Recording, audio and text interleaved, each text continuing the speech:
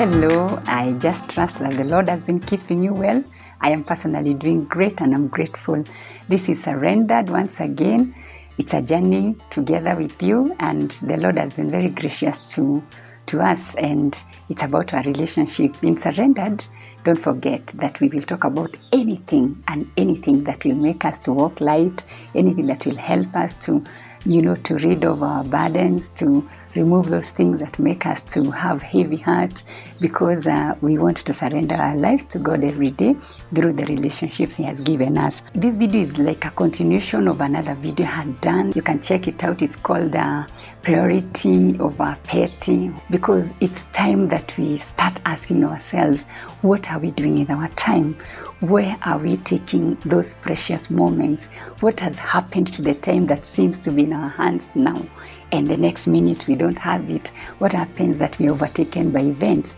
When you find yourself most times in areas where you hadn't really intended to, it's because you haven't learned the power of something called no. No is not a famous word to us. No looks like mean. No looks like unkind. No looks like, oh, we are not given to other people's things. No looks like we are not humble enough. No looks like we don't care enough. But today I just want to talk to you about the word no, the boundary of the word no, and why no is important to you, and why no will save you so many things. Because when we keep on saying yes, we will find ourselves having said no to many other things that will bring trouble to us. And I want to share with you some of the tips that I am applying nowadays, and they are helping me to recover my time. You need to say no, because when you say no, you will give opportunity to somebody who has been wanting to be where you are.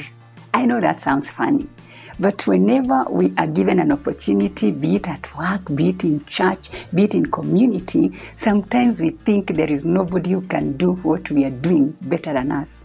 I had a pastor in my local church. He has since been transferred to another assembly, and I value statements that come from people that I value. And he said, whenever you're given a job to do in a department that you're serving in, when you enter that department, you must see your exit when you enter there. At first when he said that, I thought, how do I start seeing my exit before I start my job? But by and by I realized what he meant. That put structures where you are that show that you are doing your job well, and when your time comes, you're not clinging to something that you're doing. Number 2, the people who say yes severally, they end up hurting people more. Saying no will save you the heartache of letting so many people down several times. I just want to let you know that people who like to say yes, yes, yes, yes, they have a lot to deal with. They deal with a lot of guilt, because you even forget who you said yes to. So you'll come, you'll say yes to my request. You'll go to my other friend, you'll say yes to their request.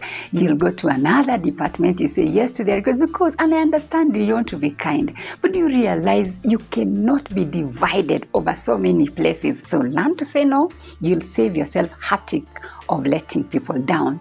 The next tip is say no to friendships that do not add value to you. This sounds like a repeated thing severally, but if there is one thing I have learned that has actually assisted me to narrow down on understanding who is it that God has brought into my life, who is it that God does not want in my life right now, it is saying no to friendships that do not add value.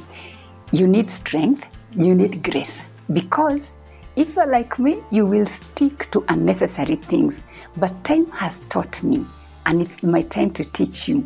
You don't need all those friends sometimes that you have. I'm not advocating for solitary time forever. I am not advocating for being a loner. You need people in your life.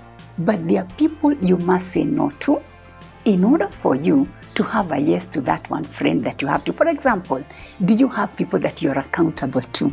Do you have that one person who sincerely you can say, this one, when I'm in trouble, when I call them, they won't tell me, hey, it's my time to be alone. There must be that one person. So you must realize that sometimes having few will enable you to walk a bigger mile, especially if you're a Christian.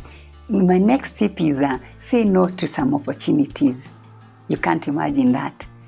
Not all opportunities are God-given. But even some very good-looking opportunities, sometimes you have to sit down and ask yourself, what are the responsibilities that come with this opportunity? Yes, it's true. You'll make money in this opportunity. Yes, it's true. You will create great friendships in this opportunity. Yes, it's true. You'll move from one stage of life to the next one. That's all true. But at what expense? Sometimes it will cause you to say no to a very good opportunity because you need to redeem something else. There are some things you may have neglected because you ran helter-skelter. You know this rat race? You are running for your career, you are running for promotion, you are running to school, you are running to do everything within your power to stay in control. But as time passes, I have come to realize the things that I neglected, this is the time I need them now.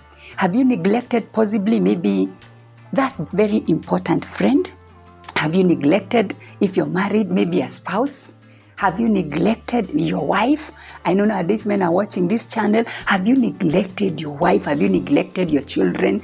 Because you wanted that opportunity. Sometimes count those important things. And if an opportunity will cost you a lifetime relationship, you can say no. You can always recover an opportunity because it is God-given. Like I've reminded you, even Jesus said no to some places he was called to go and minister. He would say no, he had a plan. At one time he would go, if anybody messed his mission in church, he would whip them and put order.